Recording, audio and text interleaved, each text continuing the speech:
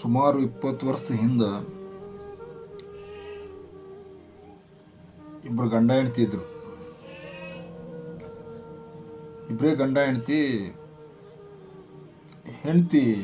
ಒಟ್ಟ ಕಂಡ ದುಡ್ಕೊಂಡ ಬರ್ಬೇಕು ಮನೆಗೆ. ಹಂಗೆ ಬಂದ್ರೆ ನಡೀತಿದ್ದಿಲ್ಲ ಅದು. ಒಟ್ಟ ಸಂಜೆ ಮುಂದೆ ಪಗಾರ ತೊಗೊಂಡು ಮನೆಗೆ ಬರ್ಬೇಕು. ಅವ ಅಷ್ಟು ಕಂಡೀಷನ್ ಇತ್ತು ಅವು. ಅವಾಗ ಕೆಲಸ ಭಾಳ ಕಡಿಮೆ. ತಮ್ಮ ಹಳ್ಳಿಲಿಂದ ಸಿಟಿಗೆ ಹೋಗ್ತಿದ್ದ ದಗದಕ್ಕೆ, ಅಲ್ಲಿ ನಿಂದಿರ್ತಿದ್ದ. ಕೆಲಸ ಸಿಗ್ತಿದ್ದೇ ಇಲ್ಲ. ಏನು ಮಾಡೋಕ್ಕಪ್ಪ, ನನ್ನ ಹೆಂಡ್ತಿ ಮನ್ಯಾಗ ರೊಕ್ಕ ತೊಗೊಂಡು ಹೋಗ್ಲಿಕ್ಕಂತಂದ್ರೆ ಸುಮ್ಮನೆ ಬಾಯ್ ಮಾಡ್ತಾಳೆ. ಏನು ಮಾಡೋಕೆ ನಾನು ಅಂತ ಕೇಸಿ ಒಂದಿನ ಹೋಗಾವ, ಮತ್ತೆ ಬಯಸ್ಕೊಳವ, ಮತ್ತೆ ಬರೋ, ಮತ್ತೆ ಮುಂಜಾನೆ ಮತ್ತೆ ಹೋಗೋ ಕೆಲಸಕ್ಕೆ, ಮತ್ತೆ ಬಯಸ್ಕೊಳವ, ಮತ್ತೆ ಬರೋ. ಇದರಂತಲೇ ನಡೀತು. ಅವಗೂ ಬೇಸರ ಆಯ್ತು. ಏನು ಮಾಡೋಕಪ್ಪ ಅಂತ ವಿಚಾರ ಮಾಡ್ದ. ಒಬ್ಬ ಭಿಕ್ಷುಕ ಸಿಕ್ಕವಾಗ, ನಾನೊಂದು ಪರಿಸ್ಥಿತಿ ಹಿಂಗೈತೆ, ಹ್ಯಾಂಗೆ ಮಾಡ್ಬೇಕು ನೋಡು ಅಂದ. ಇಷ್ಟೇ, ಅದೇನು ದೊಡ್ಡದಲ್ಲ ಬಾರೋ ಮರ ಅಂತ ಕೇಸಿ, ಏನಿಲ್ಲ ನನ್ನ ಗೂಡು ನೀ ಬಾ ನೀನು ಅಣ್ಣ. ಅವ ಭಿಕ್ಷೆ ಬಿಡವ. ಅವಾಗ ದಿವಸ ಹೋಗಾವ, ₹1 ₹2 ಹಿಂಗೆ ₹8 ಕೊಡ್ತಿದ್ರು. ಅವಾಗ ಕಲೆಕ್ಟ್ ಮಾಡ್ಕೊತಿದ್ದ. ಆಮೇಲೆ ಊರಾಗ ಹೋದಪ್ಪ, ಬಾಜಾರ್ದಾಗ ಹೋದ್ರೆ ರೊಕ್ಕ ಕೊಡ್ತಿದ್ರು, ಊರಾಗ ಹೋದ್ರೆ ರೊಟ್ಟಿ ಕೊಡ್ತಿದ್ರು.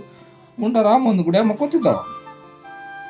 ಇವನು ಅವನು ಕೂಡ ಏನು ಮಾಡ್ದ, ಇವನು ಇದು ಹಿಂಗೆ ಸರಿಯಲ್ಲ ಬಾ ಅಂತ ಕೇಸಿ ದಿವಸ ಒಂದು ಕಾಲ ತೆಗದ ಅಂತ ಹುಡುಕಾಡೋದು ಆಗೋದಿಲ್ಲ, ಇದೇ ತೆಗದನೆ ಮಾಡ್ಬೇಕಂತ ಕೇಸಿ ಅವನು ಅಂಗಡಿ ಅಡ್ಡಾಡೋದು, ಭಿಕ್ಷೆ ಬಿಡೋದು, ತೊಗೊಂಡು ಹೋಗೋದು. ಸಂಜೆ ಮುಂದೆ ತೊಗೊಂಡು ಹೋಗಿ ಮಂದಿಗೆ ರೊಕ್ಕ ಕೊಡ್ತಿದ್ದ.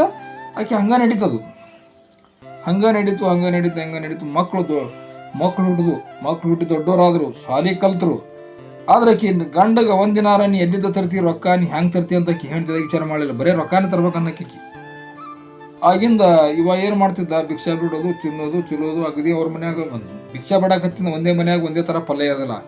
12 ಮನೆ ಪಲ್ಯ ಸಿಗ್ತಿರ್ತಾ, ಪಲ್ಯ ಮಾಡ್ಕೊಂಡು ಊಟ ಮಾಡ್ಕೊಂಡು ಹೋಗ್ತಿರ್ತಾನ.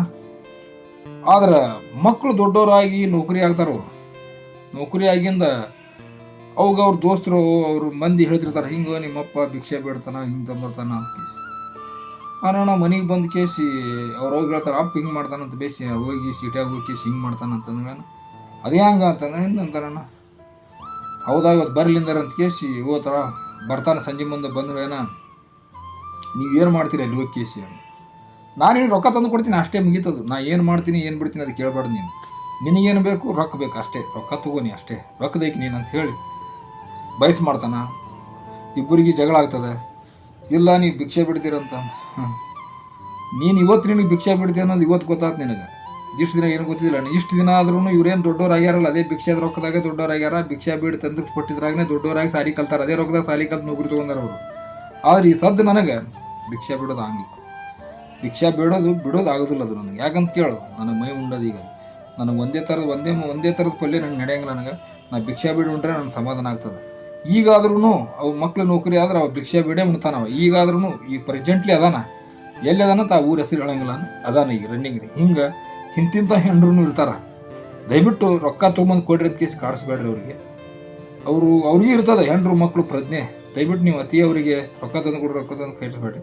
ಈ ವಿಡಿಯೋ ಸರಿ ಅನ್ನಿಸ್ತಪ್ಪ ಅಂತಂದ್ರೆ ಶೇರ್ ಮಾಡಿ, ಲೈಕ್ ಮಾಡಿ.